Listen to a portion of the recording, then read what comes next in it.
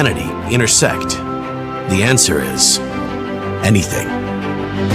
That's because tech doesn't just solve challenges. It transforms them into opportunities. It helps us move smarter, live healthier, and experience the world in ways we never thought possible. We are not just here for a tech event. We're here to connect, to solve, to discover, together. Tech isn't just advancing, it's uniting, bringing us closer to an autonomous future, connecting us to better care, making life more connected, more dynamic, and more human. Today's challenges demand bold solutions, and CES is where they start to take shape. Breakthroughs in sustainability, advancements to help feed our growing world. This week isn't just a stage for breakthroughs, it's the spark for discovery.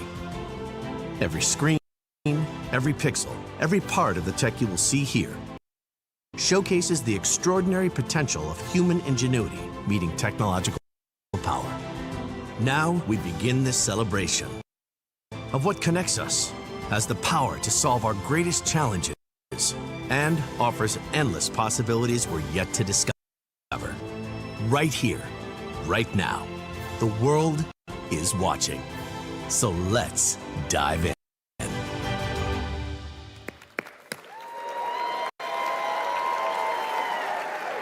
Ladies and gentlemen, welcome to CES 2025.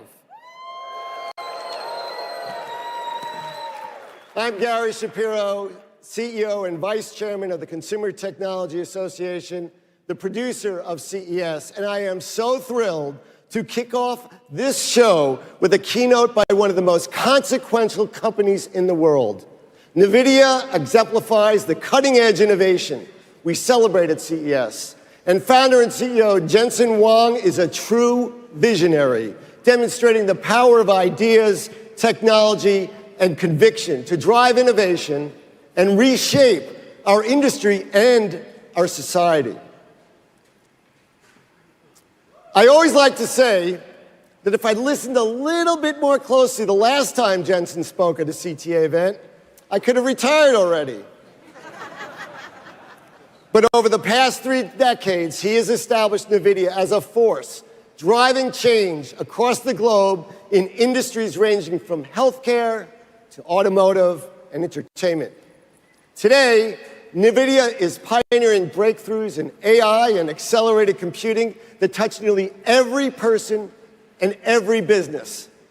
Thanks to his leadership, Nvidia's innovations enable advanced chatbots, robots, software-defined vehicles, huge virtual worlds, hyper-synchronized factory floors, and so much more.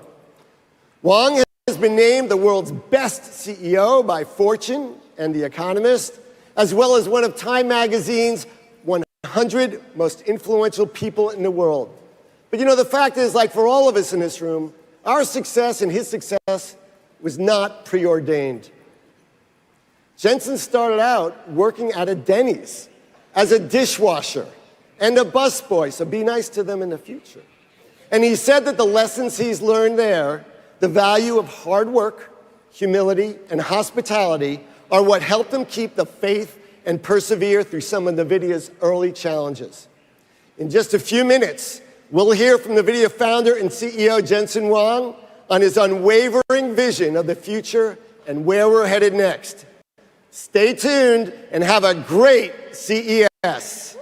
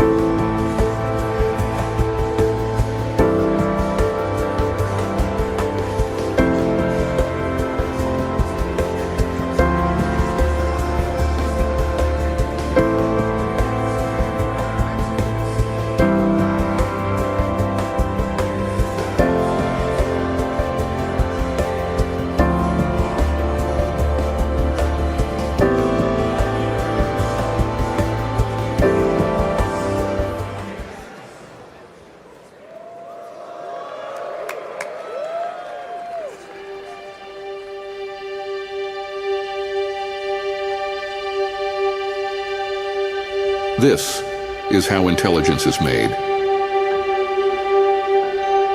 A new kind of factory. Generator of tokens. The building blocks of AI. Tokens have opened a new frontier, the first step into an extraordinary world, where endless possibilities are born.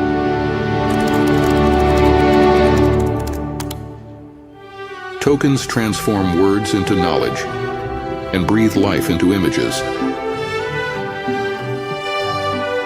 They turn ideas into videos and help us safely navigate any environment. Tokens teach robots to move like the masters.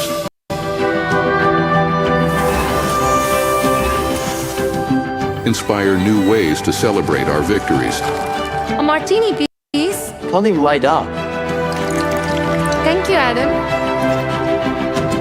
And give us peace of mind when we need it most. Hi, Moroka. Hi, Anna. It's good to see you again. Hi, Emma. We're gonna take your blood sample today, okay? Don't worry. I'm gonna be here the whole time. They bring meaning to numbers to help us better understand the world around us.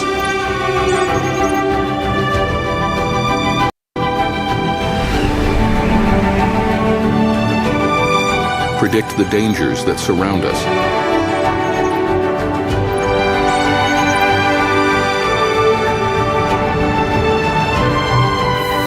And find cures for the threats within us.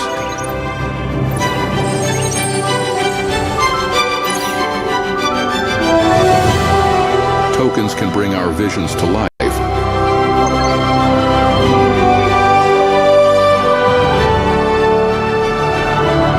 And restore what we've lost. Zachary, I got my voice back, buddy.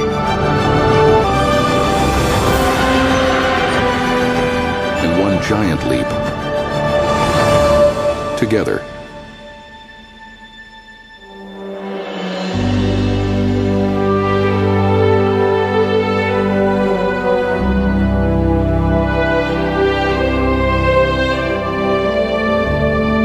Here is where it all begins.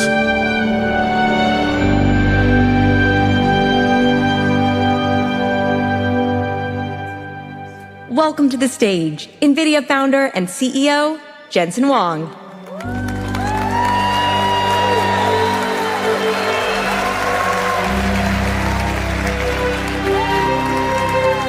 Welcome to CES! Are you excited to be in Las Vegas? Do you like my jacket? I thought I'd go the other way from Gary Shapiro. I'm in Las Vegas after all. If this doesn't work out, if all of you object, well, just get used to it. I really think you have to let this sink in. In another hour or so, you're going to feel good about it.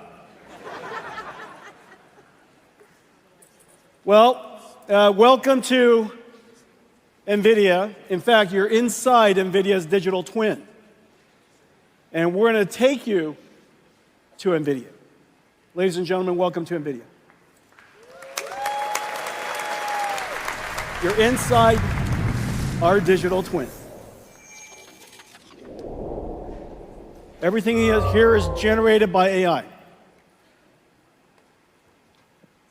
It has been an extraordinary journey, extraordinary year, and it started in 1993. Ready, go! With NV1, we wanted to build computers that can do things that normal computers couldn't. And NV1 made it possible to have a game console in your PC.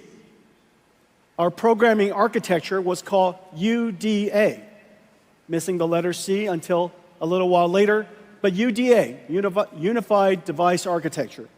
And the first developer for UDA and the first application that ever worked on UDA was Sega's Virtual Fighter.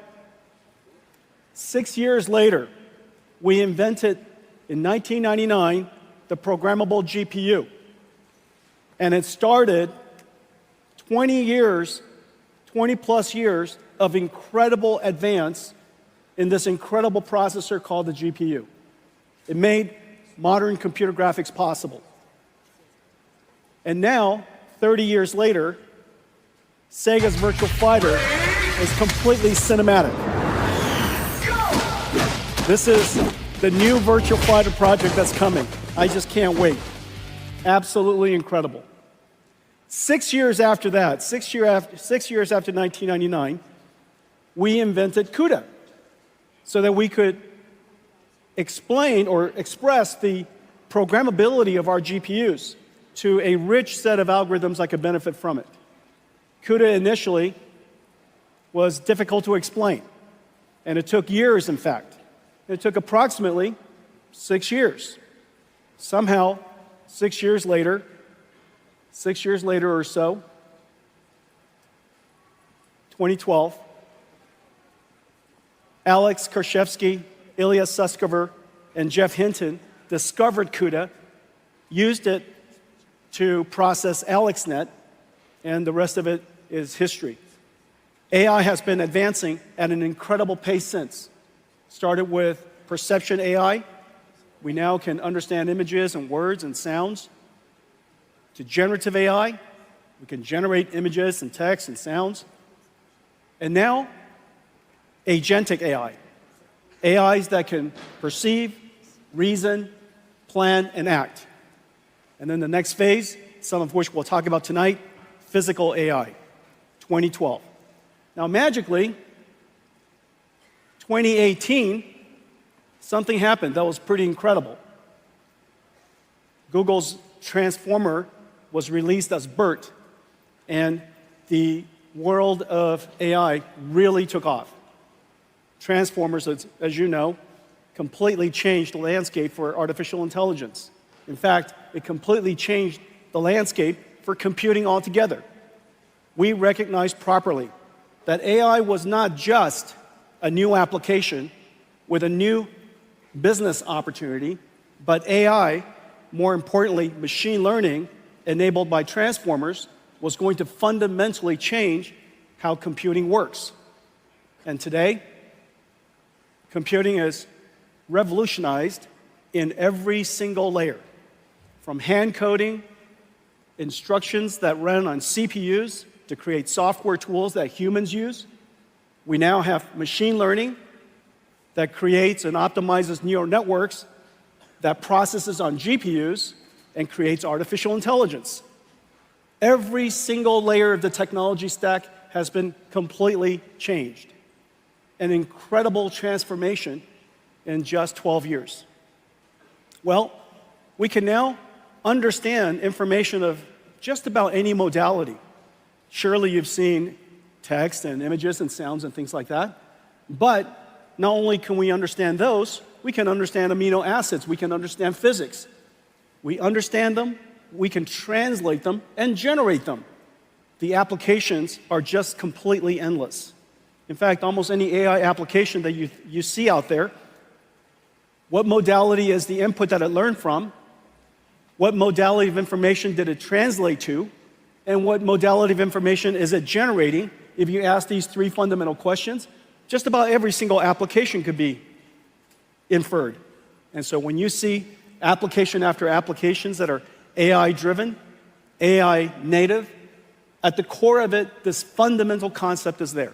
Machine learning has changed how every application is going to be built, how computing will be done, and the possibilities beyond. Well, GPUs, GeForce, in a lot of ways, all of this with AI is the house that GeForce built. GeForce enabled AI to reach the masses. And now, AI is coming home to GeForce. There are so many things that you can't do without AI. Let me show you some of it now.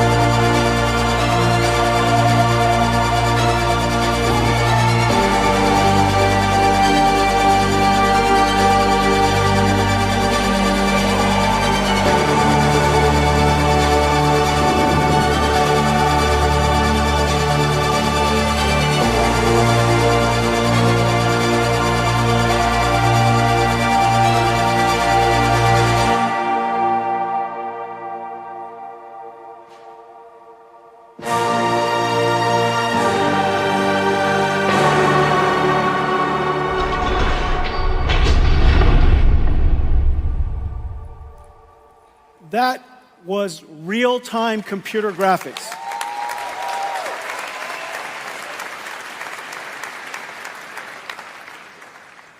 No computer graphics researcher, no computer scientist would have told you that it is possible for us to ray trace every single pixel at this point. Ray tracing is a simulation of light. The amount of geometry that you saw was absolutely insane. It would have been impossible without artificial intelligence. There are two fundamental things that we did. We used, of course, programmable shading and ray traced acceleration to produce incredibly beautiful pixels. But then we have artificial intelligence be conditioned, be controlled by that pixel to generate a whole bunch of other pixels.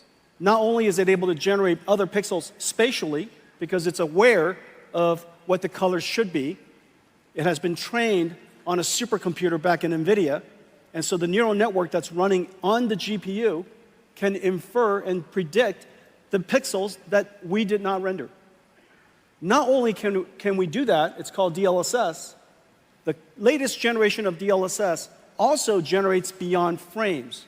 It can predict the future, generating 3 additional frames for every frame that we calculate. What you saw, if we just said 4 frames of what you saw, because we're going to render 1 frame and generate 3, if I said 4 frames at full HD, 4K, that's 33 million pixels or so. Out of that 33 million pixels, we computed only 2.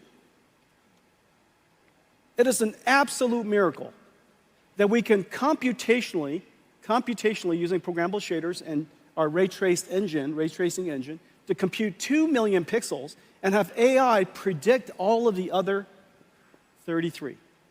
And as a result, we're able to render at an enormous amount of training to produce that, but once you train it, the generation is extremely efficient. So this is one of the incredible capabilities of artificial intelligence, and that's why there's so many amazing things that are happening. We used GeForce to enable artificial intelligence, and now artificial intelligence is revolutionizing GeForce.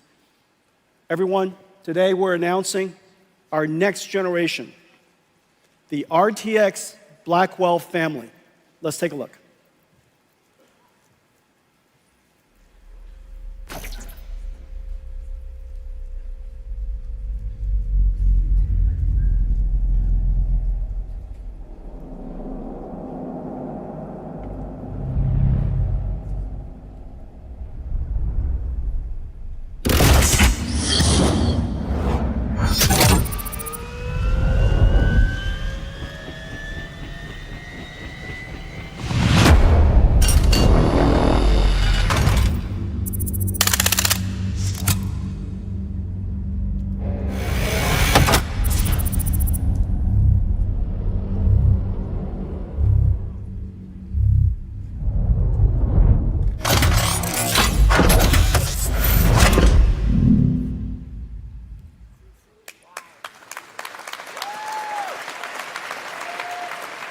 Here it is, our brand new GeForce RTX 50 series Blackwell architecture. The GPU is just a beast. 92 billion transistors, 4,000 TOPS, 4 petaflops of AI, 3 times higher than the last generation Ada. And we need all of it to generate those pixels that I showed you. 380 ray tracing teraflops so that we could, for the pixels that we have to compute the most beautiful image you possibly can. And of course, 125 shader teraflops. There's actually a concurrent shader teraflops as well as an integer unit of equal performance. So 2 dual shaders. One is for floating point, one is for integer. G7 memory from Micron. 1.8 terabytes per second, twice the performance of our last generation. And we now have the ability to intermix AI workloads with computer graphics workloads. And one of the amazing things about this generation is the programmable shader is also able to now process neural networks. So the shader is able to carry these neural networks And as a result, we invented neural texture compression and neural material shading. As a result of that, you get these amazingly beautiful images that are only possible because we use AIs to learn the texture, learn the compression algorithm, and as a result, get extraordinary results. Okay, so this is the brand new RTX Blackwell 5090. Now, even the mechanical design is a miracle. Look at this, it's got 2 fans. This whole graphics card is just one giant fan. You know, so the question is, where's the graphics card? It's literally this big. The voltage regulator design is state-of-the-art, incredible design. The engineering team did a great job. So here it is. Thank you.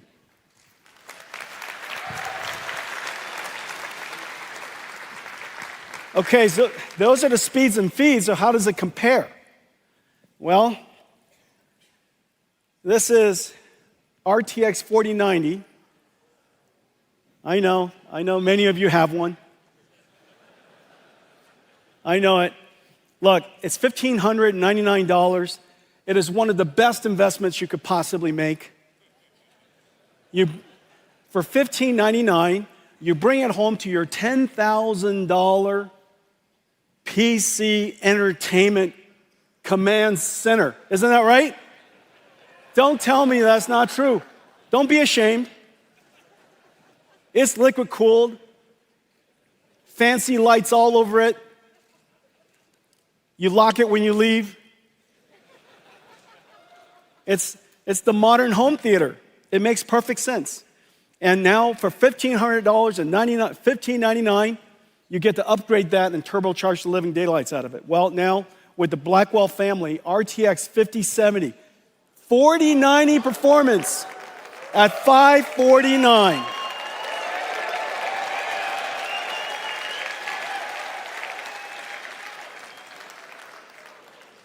Impossible without artificial intelligence. Impossible without the 4 teraops of AI tensor cores. Impossible without the G7 memories. Okay, so 5070, 4090 performance, $549, and here's the whole family. Starting from 5070 all the way up to 5090. 5090, twice the performance of a 4090. Starting, of course, we're producing at very large scale availability starting January. Well, it is incredible, but we managed to put these in gigantic performance GPUs into a laptop. This is a 5070 laptop. For $1,299, this 5070 laptop has a 4090 performance. I think there's one here somewhere. Let me show you this. This is look at this thing. Here. There's only so many pockets. Ladies and gentlemen, Janine Paul. So can you imagine? You get this incredible graphics card here, Blackwell. We're going to shrink it and put it in there. Does that make any sense? Well, you can't do that without artificial intelligence. And the reason for that is because we're generating most of the pixels using our tensor cores. So we ray trace only the pixels we need, and we generate, using artificial intelligence, all of the other pixels we have. As a result, the energy efficiency is just off the charts. The future of computer graphics is neural rendering, the fusion of artificial intelligence and computer graphics. And what's really amazing is, oh, here we go. Thank you. This is a surprisingly kinetic keynote. And what's really amazing is the family of GPUs we're going to put in here.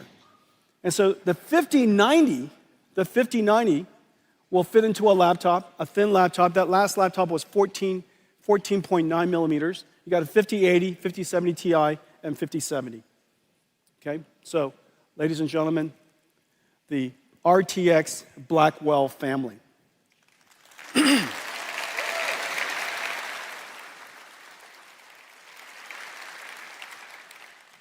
Well, GeForce brought AI to the world, democratized AI. Now AI has come back and revolutionized GeForce. Let's talk about artificial intelligence. Let's go to somewhere else at NVIDIA.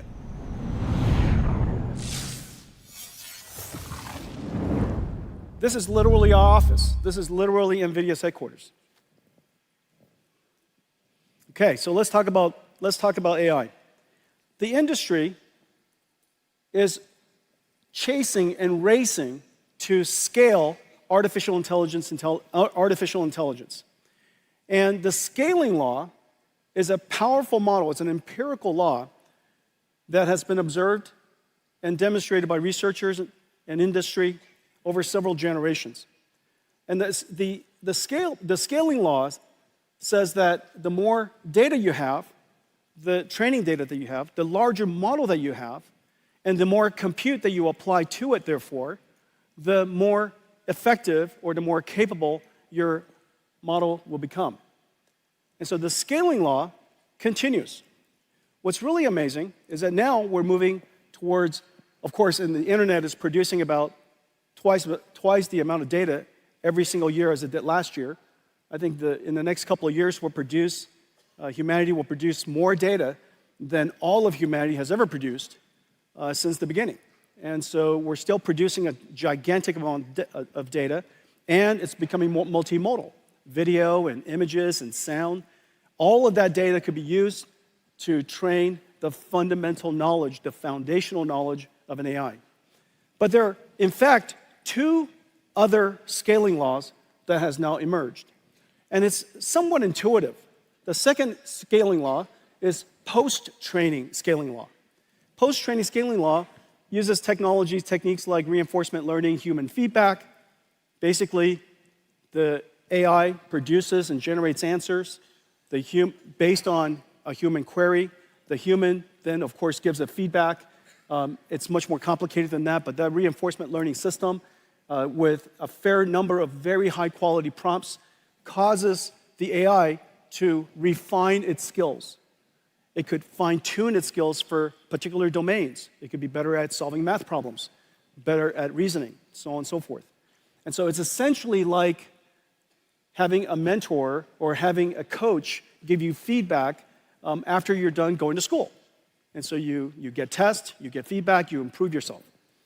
We also have reinforcement learning AI feedback, and we have synthetic data generation. These techniques are rather akin to, if you will, self-practice. You know the answer to a particular problem, and you continue to try it until you get it right. And so an AI could be presented with a very complicated and a difficult problem that is verifiable functionally, and it has an answer that we understand, maybe proving a theorem, maybe solving a geometry problem. And so these problems would cause the AI to produce answers, and using reinforcement learning, it would learn how to improve itself. That's called post-training.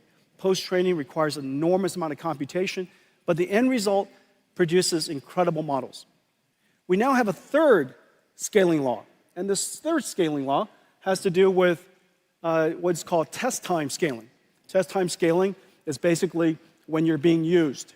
When you're using the AI has the ability to now apply a different resource allocation. Instead of improving its parameters, now it's focused on deciding how much computation to use to produce the answers it wants to produce.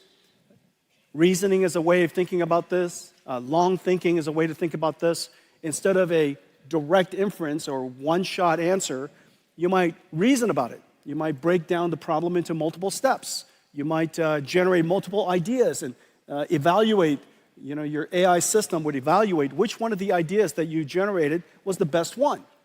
Maybe it solves the problem step by step, so on and so forth. And so now test time scaling has proven to be incredibly effective. You're watching this sequence of technology and all of these scaling laws emerge as we see incredible achievements from ChatGPT to O1 to O3, and now Gemini Pro. All of these systems are going through this journey step by step of pre-training to post-training to test time scaling. Well, the amount of computation that we need, of course, is incredible. And we would like, in fact, that society has the ability to scale the amount of computation to produce more and more novel and better intelligence. Intelligence, of course, is the most valuable asset that we have, and it can be applied to solve a lot of very challenging problems. And so, scaling law. It's driving enormous demand for NVIDIA computing. It's driving an enormous demand for this incredible chip we call Blackwell. Let's take a look at Blackwell.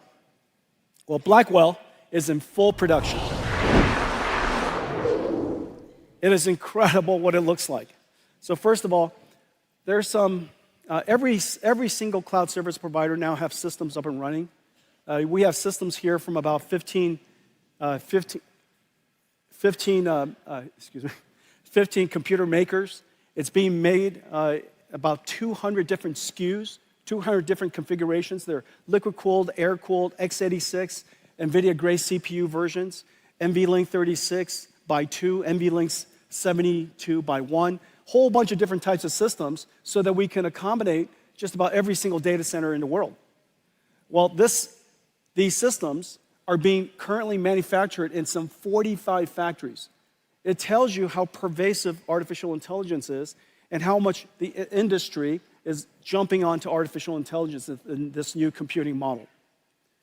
Well, the reason why we're driving it so hard is because we need a lot more computation. And it's very clear that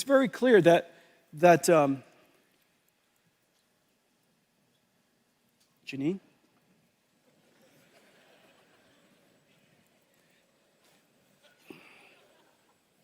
You know, it's hard to tell. You don't ever want to reach your hands into a dark place. Hang on a second, is this a good idea? All right.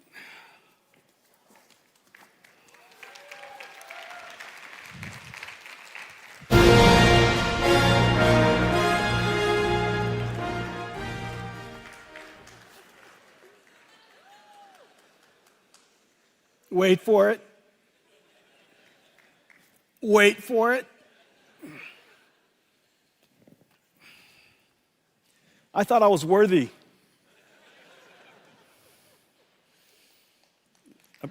Apparently, Yonir didn't think I was worthy. All right. This is my show and tell. This is a show and tell. So, this NVLink system, this right here, this NVLink system, this is GB200 NVLink 72. It is 1.5 tons, 600,000 parts, approximately equal to 20 cars, 120 kilowatts. It has a spine behind it that connects all of these GPU together, 2 miles of copper cable, 5,000 cables. This is being manufactured in 45 factories around the world. We build them, we liquid cool them, we test them, we disassemble them, ship them in parts to the data centers because it's 1.5 tons. We reassemble it outside the data centers and install them. The manufacturing is insane. But the goal of all of this is because the scaling laws are driving computing so hard that this level of computation, Blackwell over our last generation, improves the performance per watt by a factor of 4. Performance per watt by a factor of 4, performance per dollar by a factor of 3. That basically says that in one generation, we reduce the cost of training these models by a factor of 3. Or if you want to increase the size of your model by a factor of 3, it's about the same cost. But the important thing is this. These are generating tokens that are being used by all of us when we use ChatGPT or when we use Gemini, use our phones in the future. Just about all of these applications are going to be consuming these AI tokens. And these AI tokens are being generated by these systems. And every single data center is limited by power. And so if the perf per watt of Blackwell is 4 times our last generation, then the revenue that could be generated, the amount of business that can be generated in the data center is increased by a factor of 4. And so these AI factory systems really are factories today. Now, the goal of all of this is so that we can create one giant chip. The amount of computation we need is really quite incredible. And this is basically one giant chip. If we would have had to build a chip, here we go. Sorry, guys. You see that? That's cool. Look at that, disco lights in here. All right. If we had to build this as one chip, obviously this would be the size of the wafer, but this doesn't include the impact of yield. It would have to be probably 3 or 4 times this size. But what we basically have here is 72 Blackwell GPUs or 144 dies. This one chip here is 1.4 exaflops. The world's largest supercomputer, fastest supercomputer, only recently, this entire room's supercomputer only recently achieved an exaflop plus. This is 1.4 exaflops of AI floating point performance. It has 14 terabytes of memory, but here's the amazing thing. The memory bandwidth is 1.2 petabytes per second. That's basically the entire internet traffic that's happening right now. The entire world's internet traffic is being processed across these chips, okay? And we have 130 trillion transistors in total, 2,592 CPU cores, whole bunch of networking. And so these, I wish I could do this. I don't think I will. So these are the Blackwells. These are our ConnectX networking chips. These are the NVLink, and we're trying to pretend about the NVLink spine, but that's not possible, okay? And these are all of the HBM memories, 14 terabytes of HBM memory. This is what we're trying to do, and this is the miracle of the Blackwell system. The Blackwell dies right here. It is the largest single chip the world's ever made. But yet, the miracle is really, in addition to that, this is the Grace Blackwell system. Well, the goal of all of this, of course, is so that we can, thank you, thanks. Boy, is there a chair I could sit down for a second?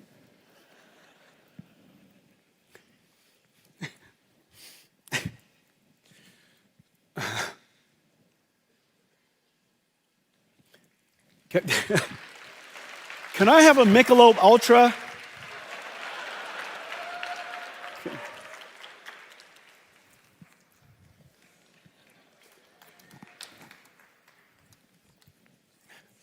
How is it possible that we're in the Michelob Ultra Stadium? It's like coming to Nvidia and we don't have a GPU for you.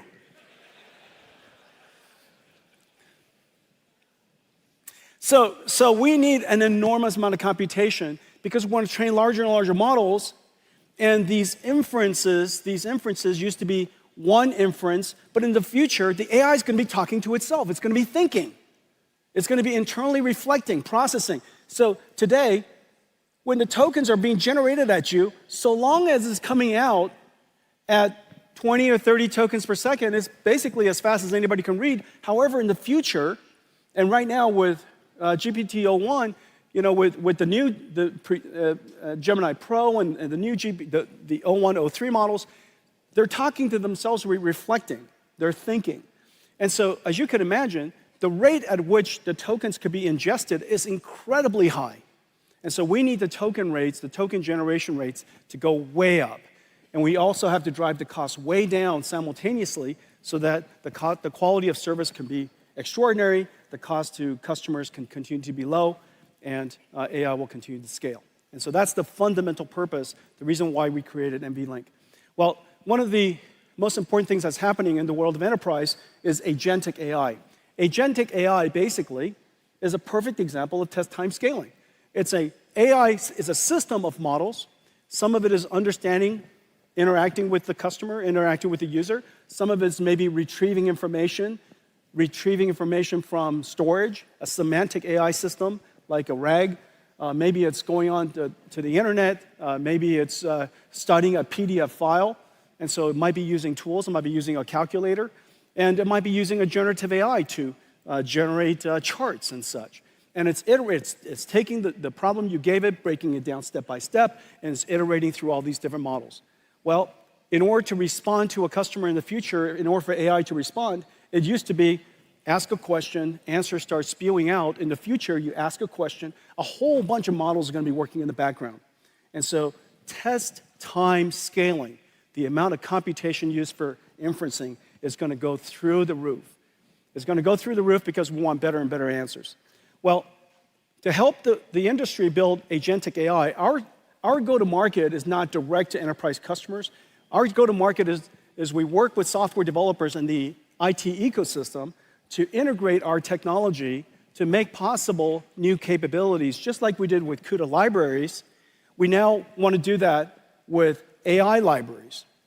And just as the computing model of the past has APIs that are doing computer graphics or doing linear algebra or doing fluid dynamics, in the future, on top of those acceleration libraries, CUDA acceleration libraries, we'll have AI libraries.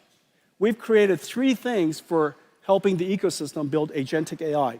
Nvidia NIMs, which are essentially AI microservices all packaged up. It takes all of this really complicated CUDA software, CUDA DNN, Cutlass, or TensorRT-LM, or Triton, or all of these different really complicated software, and the model itself, we package it up, we optimize it, we put it into a container, and you could take it wherever you like. And so we have models for vision, for understanding languages, for speech, for animation, for digital biology, and we have some new exciting models coming for physical AI. And these AI models run in every single cloud, because NVIDIA's GPUs are now available in every single cloud. It's available in every single OEM. So you could literally take these models, integrate it into your software packages, create AI agents that run on Cadence, or they might be ServiceNow agents, or they might be SAP agents, and they could deploy it to their customers and run it wherever the customers want to run the software. The next layer is what we call NVIDIA NeMo. NeMo is essentially a digital employee onboarding and training evaluation system. In the future, these AI agents are essentially digital workforce that are working alongside your employees, doing things for you on your behalf. And so the way that you would bring these specialized agents these special agents into your company is to onboard them, just like you onboard an employee. And so we have different libraries that helps these AI agents be trained for the type of language in your company. Maybe the vocabulary is unique to your company, the business process is different, the way you work is different. So you would give them examples of what the work product should look like, and they would try to generate it, and you would give it feedback, and then you would evaluate them, so on and so forth.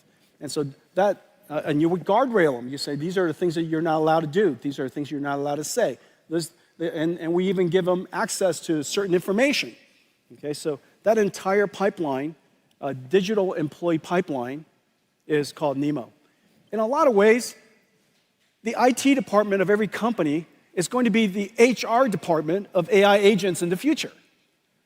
Today, they manage and maintain a bunch of software from the IT industry. In the future, they'll maintain, nurture, onboard, and improve a whole bunch of digital agents and provision them to the companies to use. Okay, and so your IT department is going to become kind of like AI agent HR. And on top of that, we provide a whole bunch of blueprints that our ecosystem could take advantage of. All of this is completely open source, and so you could take it and modify the blueprints. We have blueprints for all kinds of different types of agents. Well, today we're also announcing that we're doing something that's really cool and I think really clever. We're announcing a whole family of models that are based off of Llama, the NVIDIA Llama Neotron language foundation models. Llama 3.1 is a complete phenomenon. The download of Llama 3.1 from Meta, 650,000 times, something like that. It has been derived and turned into other models, about 60,000 other different models. It is singularly the reason why just about every single enterprise and every single industry has been activated to start working on AI. Well, the thing that we did was we realized that the Llama models really could be better fine-tuned for enterprise use. And so we fine-tune them using our expertise and our capabilities, and we turn them into the Llama Neotron suite of open models. There are small ones that interact in very, very fast response time, extremely small. They're what we call super Llama Neotron supers. They're basically your mainstream versions of your models. Or your ultra model. The ultra model could be used to be a teacher model for a whole bunch of other models. It could be a reward model, evaluator, a judge for other models to create answers and decide whether it's a good answer or not. Basically give feedback to other models. It could be distilled in a lot of different ways. Basically, a teacher model, a knowledge distillation model. Very large, very capable. And so all of this is now available online. Well, these models are incredible. It's number one in leaderboards for chat, leaderboard for instruction, leaderboard for retrieval. So the different types of functionalities necessary that are used in AI agents around the world, these are going to be incredible models for you. We're also working with the ecosystem. All of our NVIDIA AI technologies are integrated into the IT industry. We have great partners and really great work being done at ServiceNow, at SAP, at Siemens for industrial AI.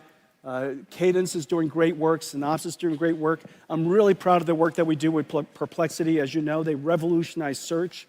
Yeah, really fantastic stuff. Codium, every software engineer in the world. This is going to be the next giant AI application. Next giant AI service, period, is software coding. 30 million software engineers around the world. Everybody is going to have a software assistant helping them code. If not, obviously you're going to be way less productive and create lesser good code. And so this is 30 million. There's 1 billion knowledge workers in the world. It is very, very clear AI agents is probably the next robotics industry and likely to be a multi-trillion-dollar opportunity. Well, let me show you some of the blueprints that we've created and some of the work that we've done with our partners with these AI agents. AI agents are the new digital workforce, working for and with us. AI agents are a system of models that reason about a mission, break it down into tasks, and retrieve data or use tools to generate a quality response.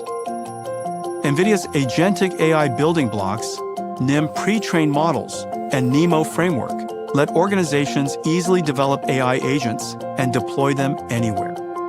We will onboard and train our agentic workforces on our company's methods, like we do for employees. AI agents are domain-specific task experts. Let me show you 4 examples. For the billions of knowledge workers and students, AI research assistant agents ingest complex documents like lectures, journals, financial results, and generate interactive podcasts for easy learning. By combining a UNet regression model with a diffusion model, CoreDiff can downscale global weather forecasts down from 25 kilometers to 2 kilometers. Developers, like at NVIDIA, manage software security AI agents that continuously scan software for vulnerabilities, alerting developers to what action is needed. Virtual Lab AI agents help researchers design and screen billions of compounds to find promising drug candidates faster than ever. And video analytics AI agents, built on an NVIDIA Metropolis blueprint, including NVIDIA Cosmos Neotron vision language models, Llama Neotron LLMs, and NeMo Retriever. Metropolis agents analyze content from the billions of cameras generating 100,000 petabytes of video per day. They enable interactive search, summarization, and automated reporting, and help monitor traffic flows, flagging congestion or danger. In industrial facilities, They monitor processes and generate recommendations or improvement. Metropolis agents centralize data from hundreds of cameras and can reroute workers or robots when incidents occur. The age of agentic AI is here for every organization. Okay. That was the first pitch at a baseball game. That was not generated. I just felt that none of you were impressed. Okay, so AI was created in the cloud and for the cloud. AI is created in the cloud and for the cloud. And for enjoying AI on phones, of course, it's perfect. Very, very soon, we're going to have a continuous AI that's going to be with you. And when you use those Meta glasses, you could, of course, point at something, look at something, and ask it, whatever information you want. And so AI is perfect in the cloud. It was created in the cloud, it's perfect in the cloud. However, we would love to be able to take that AI everywhere. I've mentioned already that you could take NVIDIA AI to any cloud, but you could also put it inside your company. But the thing that we want to do more than anything is put it on our PC as well. And so, as you know, Windows 95 revolutionized the computer industry. It made possible this new suite of multimedia services, and it changed the way that applications was created forever. Windows 95, this model of computing, of course, is not perfect for AI. And so the thing that we would like to do is we would like to have, in the future, your AI basically become your AI assistant. And instead of just the 3D APIs and the sound APIs and the video APIs, you would have generative APIs for 3D, and generative APIs for language, and generative AI for sound, and so on and so forth. And we need a system that makes that possible while leveraging the massive investment that's in the cloud. There's no way that the world can create yet another way of programming AI models. It's just not going to happen. And so if we could figure out a way to make Windows PC a world-class AI PC, it would be completely awesome. And it turns out the answer is Windows. It's Windows WSL2. Windows WSL2. Windows WSL2 basically is two operating systems within one. It works perfectly. It's developed for developers, and it's developed so that you can have access to bare metal. WSL2 has been optimized for cloud-native applications. It is optimized for, and very importantly, it's been optimized for CUDA. And so WSL2 supports CUDA perfectly out of the box.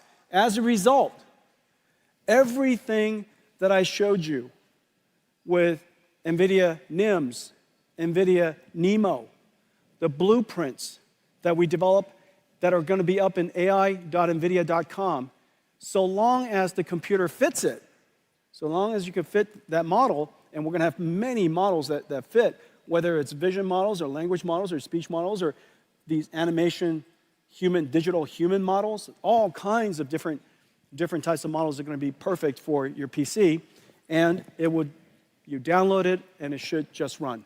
And so our focus is to turn Windows WSL2, Windows PC, into a target first-class platform that we will support and maintain for as long as we shall live.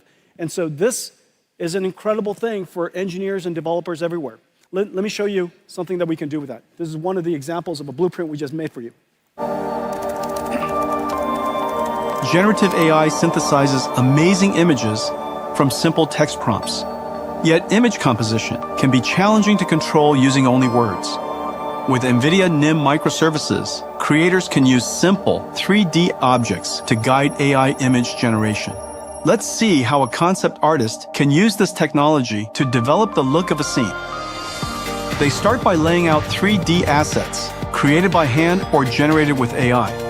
Then use an image generation NIM, such as Flux, to create a visual that adheres to the 3D scene. Add or move objects to refine the composition. Change camera angles to frame the perfect shot. Or reimagine the whole scene with a new prompt. Assisted by generative AI and NVIDIA NIM, and artists can quickly realize their vision. NVIDIA AI for your PCs. Hundreds of millions of PCs in the world with Windows, and so we could get them ready for AI. OEMs, all the PC OEMs we work with, just basically all of the world's leading PC OEMs, are going to get their PCs ready for this stack. And so AI PCs are coming to a home near you.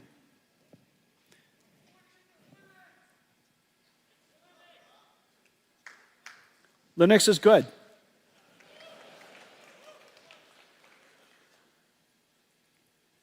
Okay, let's talk about physical AI. Speaking of Linux, let's talk about physical AI. So, physical AI. Imagine, whereas your large language model, you give it your context, your prompt on the left, and it generates tokens one at a time to produce the output. That's basically how it works. The amazing thing is, this model in the middle is quite large, has billions of parameters. The context length is incredibly large because you might decide to load in a PDF. In my case, I might load in several PDFs before I ask it a question. Those PDFs are turned into tokens. The basic attention characteristic of a transformer has every single token find its relationship and relevance against every other token. So you could have hundreds of thousands of tokens, and the computational load increases quadratically. And it does this, all of the parameters, all of the input sequence, process it through every single layer of the transformer, and it produces one token. That's the reason why we needed Blackwell. And then the next token is produced when the current token is done. It puts the current token into the input sequence and takes that whole thing and generates the next token. It does it one at a time. This is the transformer model. It's the reason why it is so incredibly effective, computationally demanding. What if, instead of PDFs, it's your surrounding? And what if, instead of the prompt, a question, it's a request? Go over there and pick up that box and bring it back. And instead of what is produced in tokens as text, it produces action tokens. Well, that I just described is a very sensible thing for the future of robotics.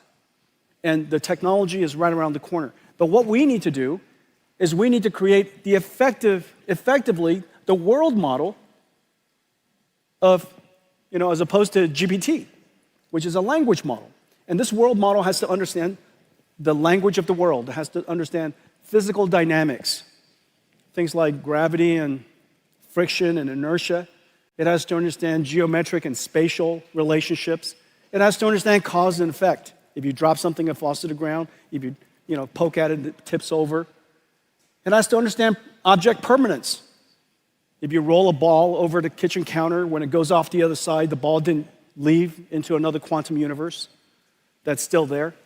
And so all of these types of understanding is intuitive understanding that we know that most models today have a very hard time with. And so we would like to create we need a world foundation model. Today, we're announcing a very big thing. We're announcing NVIDIA Cosmos, a world foundation model that is designed, that was created to understand the physical world. And the only way for you to really understand this is to see it. Let's play it.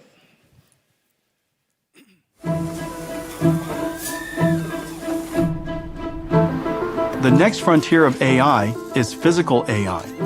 Model performance is directly related to data availability, but physical world data is costly to capture, curate, and label. NVIDIA Cosmos is a world foundation model development platform to advance physical AI. It includes auto-regressive world foundation models, diffusion-based world foundation models, advanced tokenizers, and an NVIDIA CUDA, an AI-accelerated data pipeline. Cosmos models ingest text, image, or video prompts and generate virtual world states as videos. Cosmos generations prioritize the unique requirements of AV and robotics use cases, like real-world environments, lighting, and object permanence.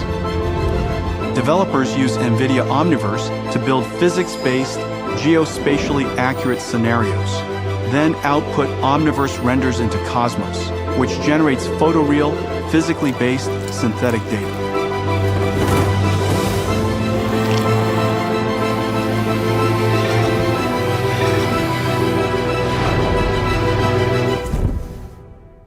Whether diverse objects or environments, conditions like weather or time of day, or edge case scenarios. Developers use Cosmos to generate worlds for reinforcement learning AI feedback to improve policy models, or to test and validate model performance, even across multi-sensor views. Cosmos can generate tokens in real time, bringing the power of foresight and multiverse simulation to AI models, generating every possible future to help the model select the right path.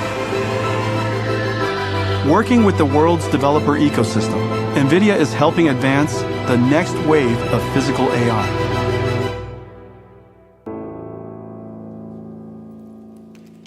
NVIDIA Cosmos. NVIDIA Cosmos. NVIDIA Cosmos, the world's first world foundation model. It is trained on 20 million hours of video. The 20 million hours of video focuses on physical dynamic things. So dynamic nature themes, humans walking, hands moving, manipulating things, things that are fast camera movements. It's really about teaching the AI, not about generating creative content, but teaching the AI to understand the physical world. And with this physical AI, there are many downstream things that we could do as a result. We could do synthetic data generation to train models. We could distill it and turn it into effectively the beginnings of a robotics model. You could have it generate multiple physically based, physically plausible scenarios of the future, basically do a Doctor Strange. You could, because this model understands the physical world, of course, you saw a whole bunch of images generated. This model understanding the physical world, it also could do, of course, captioning. And so it could take videos, caption it incredibly well, and that captioning and the video could be used to train large language models, multimodality large language models. And so you could use this technology to use this foundation model to train robots, as well as large language models. And so this is the NVIDIA Cosmos. The platform has an autoregressive model for real-time applications, has diffusion model for very high-quality image generation.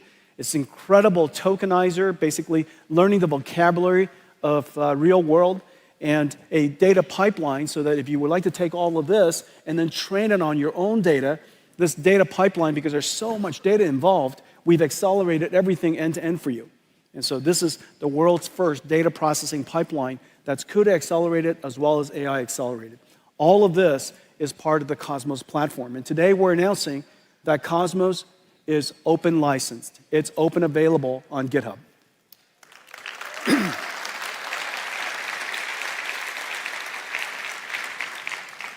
We hope that this moment, and there's a small, medium, large for very fast models, mainstream models, and also teacher models, basically not knowledge transfer models.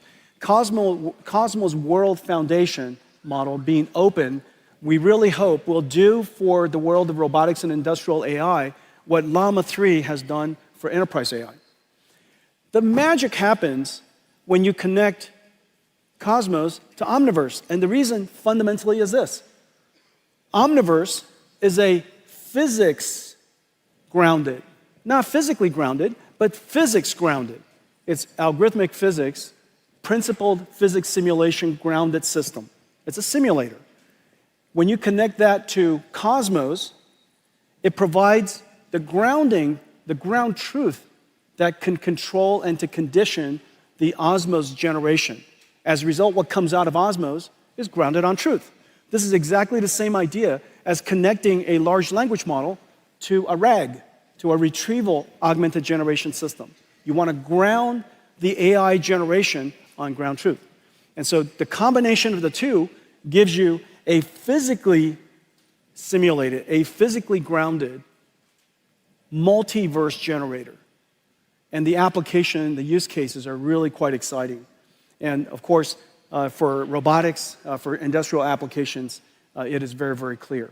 This Cosmos plus Omniverse plus Cosmos represents the third computer that's necessary for building robotic systems.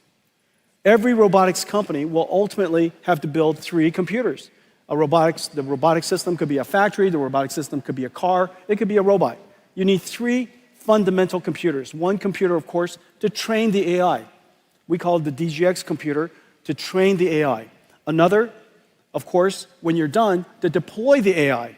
We call that AGX. That's inside the car, in the robot, or in an AMR, or at the in a stadium, or whatever it is. These computers are at the edge and they're autonomous.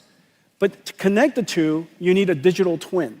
And this is all the simulations that you were seeing. The digital twin is where the AI that has been trained goes to practice, to be refined, to do its synthetic data generation, reinforcement learning, AI feedback, such and such. And so it's the digital twin of the AI.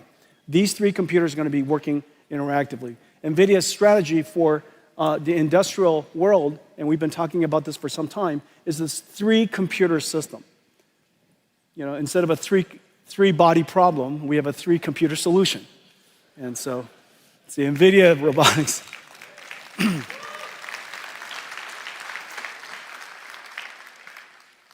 So let me give you 3 examples. All right, so the first example is how we apply all of this to industrial digitalization. There are millions of factories, hundreds of thousands of warehouses. That's basically it's the backbone of a $50 trillion manufacturing industry. All of that has to become software defined. All of it has to have automation in the future. And all of it will be infused with robotics. Well, we're partnering with Kion, the world's leading warehouse automation solutions provider, and Accenture, the world's largest professional services provider, and they have a big focus in digital manufacturing, and we're working together to create something that's really special, and I'll show you that in a second. But our go-to-market is essentially the same as all of the other software platforms and all the technology platforms that we have. Through the developers and ecosystem partners, and we have just a growing number of ecosystem partners connecting to Omniverse, and the reason for that is very clear. Everybody wants to digitalize the future of industries. There's so much waste, so much opportunity for automation in that $50 trillion of the world's GDP. So let's take a look at that. This one example that we're doing with Kion and Accenture. Kion, the supply chain solution company, Accenture, a global leader in professional services, and Nvidia are bringing physical AI to the $1 trillion warehouse and distribution center market. Managing high-performance warehouse logistics involves navigating a complex web of decisions influenced by constantly shifting variables. These include daily and seasonal demand changes, space constraints, workforce availability, and the integration of diverse robotic and automated systems. And predicting operational KPIs of a physical warehouse is nearly impossible today. To tackle these challenges, Kion is adopting Mega, an NVIDIA Omniverse blueprint for building industrial digital twins to test and optimize robotic fleets. First, Kion's warehouse management solution assigns tasks to the industrial AI brains in the digital twin, such as moving a load from a buffer location to a shuttle storage solution. The robot's brains are in a simulation of a physical warehouse, digitalized into Omniverse using OpenUSD connectors to aggregate CAD, video and image to 3D, LiDAR to point cloud, and AI-generated data. The fleet of robots execute tasks by perceiving and reasoning about their Omniverse digital twin environment, planning their next motion and acting. The robot brains can see the resulting state through sensor simulations and decide their next action. The loop continues while Mega precisely tracks the state of everything in the digital twin. Now, Keon can simulate infinite scenarios at scale while measuring operational KPIs, such as throughput, efficiency, and utilization, all before deploying changes to the physical warehouse. Together with Nvidia, Keon and Accenture are reinventing industrial autonomy. In the future, that's incredible. Everything is in simulation. In the future, every factory will have a digital twin. And that digital twin operates exactly like the real factory. And in fact, you could use Omniverse with Cosmos to generate a whole bunch of future scenarios, and you pick, then an AI decides which one of the scenarios are the most optimal for whatever KPIs, and that becomes the programming constraints, the program, if you will, the AIs that will be deployed into the real factories. The next example, autonomous vehicles. The AV revolution has arrived. After so many years, with Waymo's success and Tesla's success, it is very, very clear autonomous vehicles has finally arrived. Well, our offering to this industry is the three computers: the training systems to train the AIs, the simulation systems, and the synthetic data generation systems, Omniverse and now Cosmos, and also the computer that's inside the car. Each car company might work with us in a different way, use one or two or three of the computers. We're working with just about every major car company around the world: Waymo and Zoox and Tesla, of course, in their data center, BYD, the largest EV company in the world. JLR's got a really cool car coming. Mercedes has a fleet of cars coming with Nvidia starting this year, going to production. And I'm super, super pleased to announce that today, Toyota and Nvidia are going to partner together to create their next generation AVs.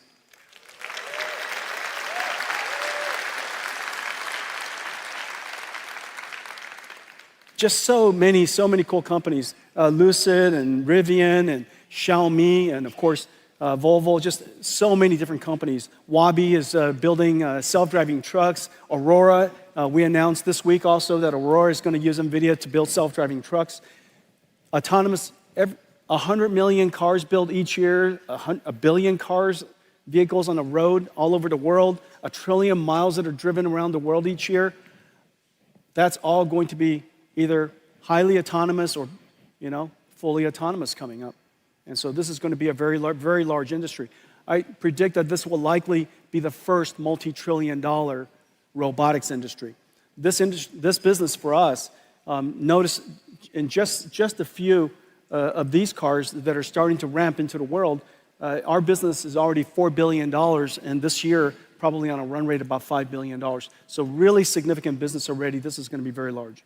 Well, today we're announcing that our next generation processor for the car, our next generation computer for the car, is called Thor. I have one right here. Hang on a second. Okay, this is Thor. This is Thor. This is a robotics computer. This is a robotics computer. It takes sensors and just a madness amount of sensor information, process it, umpteen cameras, high resolution, radars, lidars, they're all coming into this chip. And this chip has to process all that sensor, turn them into tokens, put them into a transformer, and predict the next path. And this AV computer is now in full production. Thor is 20 times the processing capability of our last generation Orin, which is really the standard of autonomous vehicles today. And so this is just really quite incredible. Thor is in full production. This robotics processor, by the way, also goes into a full robot. And so it could be an AMR, it could be a humanoid robot, it could be the brain, it could be the manipulator. This processor basically is a universal robotics computer. The second part of our drive system that I'm incredibly proud of is the dedication to safety. Drive OS, I'm pleased to announce, is now the first software-defined programmable AI computer that has been certified up to ASIL D, which is the highest standard of functional safety for automobiles. The only and the highest. And so I'm really, really proud of this. ASIL-D, ISO 26262. It is the work of some 15,000 engineering years. This is just extraordinary work. And as a result of that, CUDA is now a functional, safe computer. And so if you're building a robot, NVIDIA CUDA, yeah.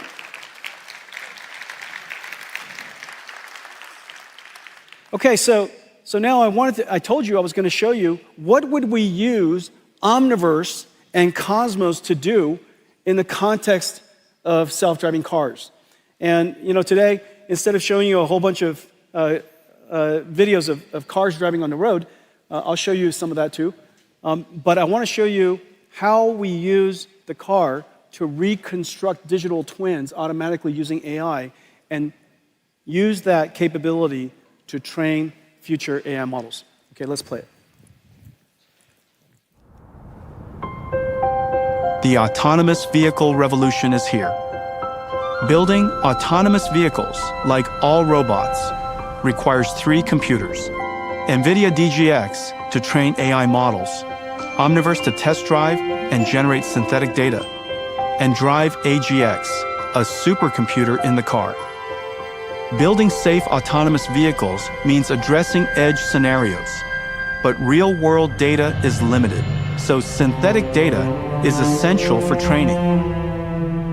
The Autonomous Vehicle Data Factory, powered by NVIDIA Omniverse, AI models, and Cosmos, generates synthetic driving scenarios that enhance training data by orders of magnitude. First, OmniMap fuses map and geospatial data to construct drivable 3D environments. Driving scenario variations can be generated from replayed drive logs or AI traffic generators. Next, a neural reconstruction engine uses autonomous vehicle sensor logs to create high-fidelity 4D simulation environments. It replays previous drives in 3D and generates scenario variations to amplify training data. Finally, Edify 3DS automatically searches through existing asset libraries or generates new assets to create sim-ready scenes. The Omniverse scenarios are used to condition Cosmos to generate massive amounts of photorealistic data, reducing the sim-to-real gap. And with text prompts, generate near-infinite variations of the driving scenario. With Cosmos Neotron Video Search, the massively scaled synthetic dataset, combined with recorded drives, can be curated to train models. NVIDIA's AI Data Factory scales hundreds of drives into billions of effective miles, setting the standard for safe and advanced autonomous driving. Isn't that incredible? We take thousands of drives and turn them into billions of miles. We are going to have mountains of training data for autonomous vehicles. Of course, we still need actual cars on the road. Of course, we will continuously collect data for as long as we shall live. However, synthetic data generation using this multiverse, physically based, physically grounded capability so that we generate data for training AIs that are physically grounded and accurate or plausible so that we could have an enormous amount of data to train with. The AV industry is here. This is an incredibly exciting time, super excited about the next several years. I think you're going to see, just as computer graphics was revolutionized such incredible pace, you're going to see the pace of AV development increasing tremendously over the next several years.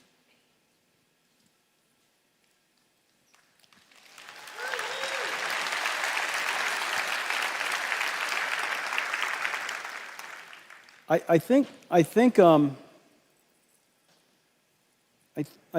the next part is robotics. So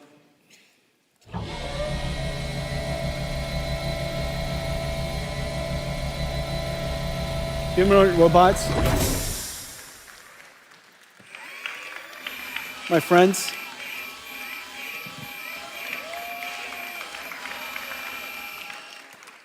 the ChatGPT moment for general robotics is just around the corner. And in fact, all of the enabling technologies that I've been talking about is going to make it possible for us in the next several years to see very rapid breakthroughs, surprising breakthroughs in general robotics. Now, the reason why general robotics is so important is whereas robots with tracks and wheels require special environments to accommodate them, there are three robots in the world that we can make that require no green fields. Brownfield adaptation is perfect.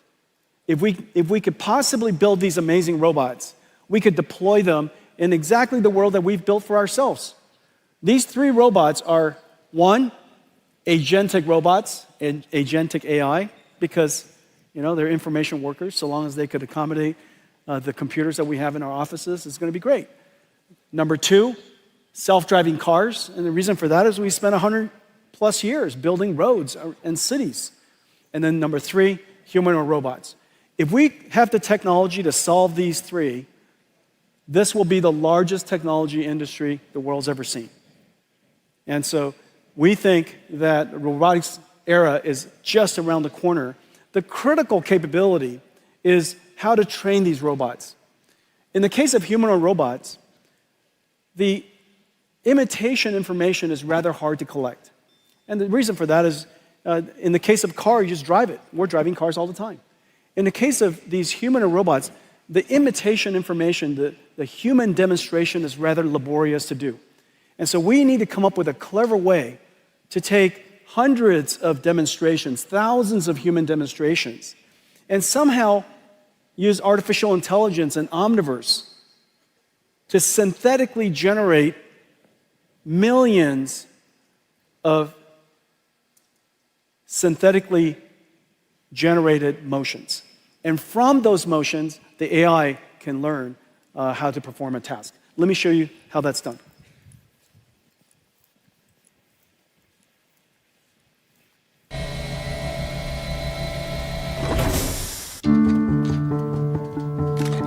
Developers around the world are building the next wave of physical, AI-embodied robots, humanoids. Developing general-purpose robot models requires massive amounts of real-world data, which is costly to capture and curate. Nvidia Isaac GR00T helps tackle these challenges, providing humanoid robot developers with four things: robot foundation models, data pipelines, simulation frameworks, and a Thor robotics computer. The Nvidia Isaac GR00T blueprint for synthetic motion generation is a simulation workflow for imitation learning, enabling developers to generate exponentially large datasets from a small number of human demonstrations. First, GR00T Teleop enables skilled human workers to portal into a digital twin of their robot using the Apple Vision Pro. This means operators can capture data even without a physical robot, and they can operate the robot in a risk-free environment, eliminating the chance of physical damage or wear and tear. To teach a robot a single task, operators capture motion trajectories through a handful of teleoperated demonstrations, then use GR00T Mimic to multiply these trajectories into a much larger dataset. Next, they use GR00T Gen, built on Omniverse and Cosmos for domain randomization and 3D to real upscaling, generating an exponentially larger dataset.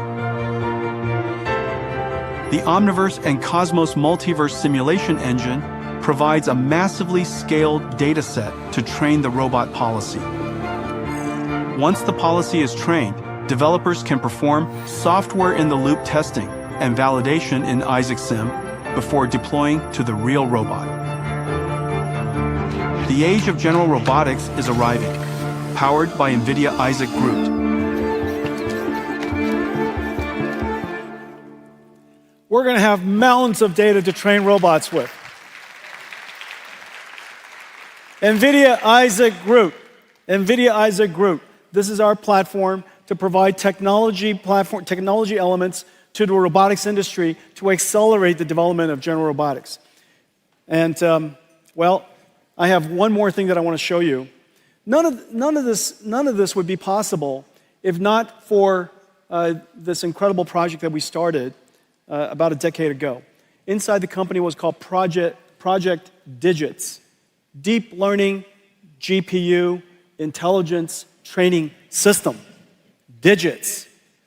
Well, before we launched it, I shrunk it to DGX and to harmonize it with RTX, AGX, OVX, and all of the other X's that we have in the company. And it really revolutionized, DGX1 really revolutionized, where's DGX1? DGX1 revolutionized artificial intelligence. The reason why we built it was because we wanted to make it possible for researchers and startups to have an out-of-the-box AI supercomputer. Imagine the way supercomputers were built in the past. You really have to build your own facility, and you have to go build your own infrastructure and really engineer it into existence. And so we created a supercomputer for AI development for researchers and startups that comes literally one out of the box. I delivered the first one to a startup company in 2016 called OpenAI, and Elon was there, and Ilya Sutskever was there, and many of NVIDIA engineers were there, and we celebrated the arrival of DGX1, and obviously it revolutionized artificial intelligence and computing. But now artificial intelligence is everywhere. It's not just in researchers and startup labs. You know, we want artificial intelligence, as I mentioned in the beginning of our talk.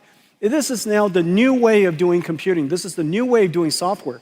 Every software engineer, every creative artist, everybody who uses computers today as a tool will need an AI supercomputer. And so I just wish that DGX1 was smaller. And,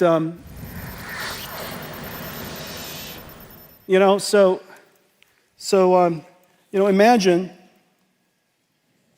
ladies and gentlemen,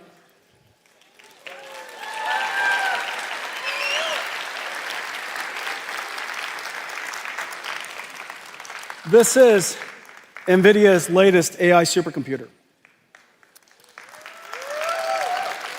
And it's finally called Project Digits right now. And if you have a good name for it, reach out to us. Here's the amazing thing. This is an AI supercomputer. It runs the entire NVIDIA AI stack. All of NVIDIA's software runs on this. DGX Cloud runs on this.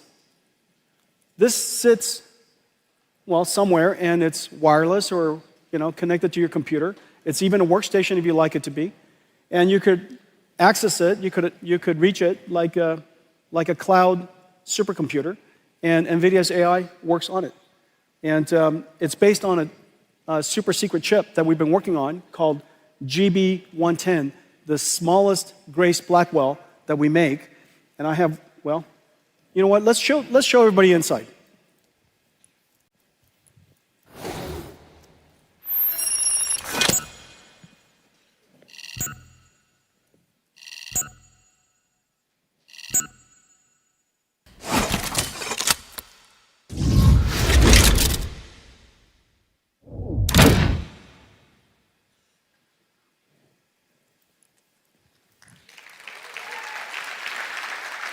It's just so cute. And this is the chip that's inside. It is in production. This top secret chip we did in collaboration. The CPU, the Grace CPU, is built for NVIDIA in collaboration with MediaTek. They're the world's leading SoC company, and they worked with us to build this CPU SoC, and connect it with chip-to-chip NVLink to the Blackwell GPU. And this little thing here is in full production. We're expecting this computer to be available around May timeframe. And so it's coming at you. It's just incredible what we could do. And it's just, I think I was trying to figure out, do I need more hands or more pockets? All right, so imagine this is what it looks like. You know, who doesn't want one of those? And if you use PC, Mac, you know, anything, because you know, it's a cloud platform. It's a cloud computing platform that sits on your desk. You could also use it as a Linux workstation if you like. If you would like to have double digits, this is what it looks like. You know, and you connect it together with ConnectX, and it has nickel, GPU Direct, all of that out of the box. It's like a supercomputer. Our entire supercomputing stack is available. And so, NVIDIA Project Digits.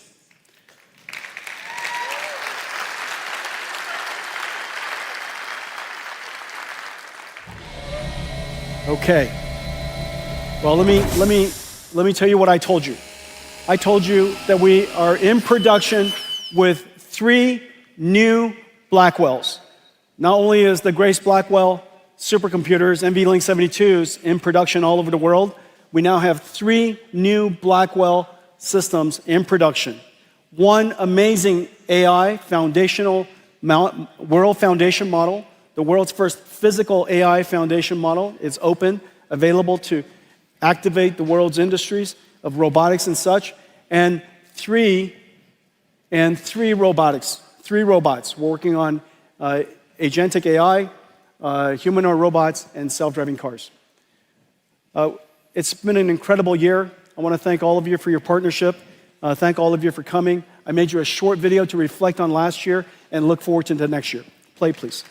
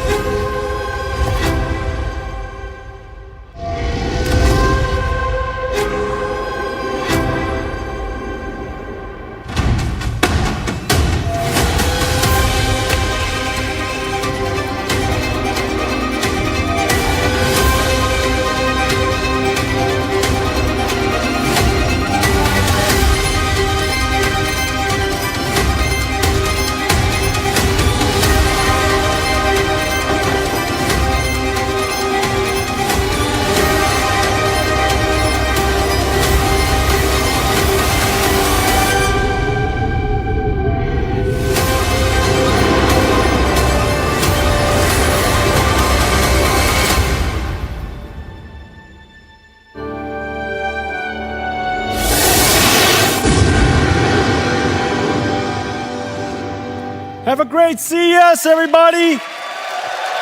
Happy New Year. Thank you.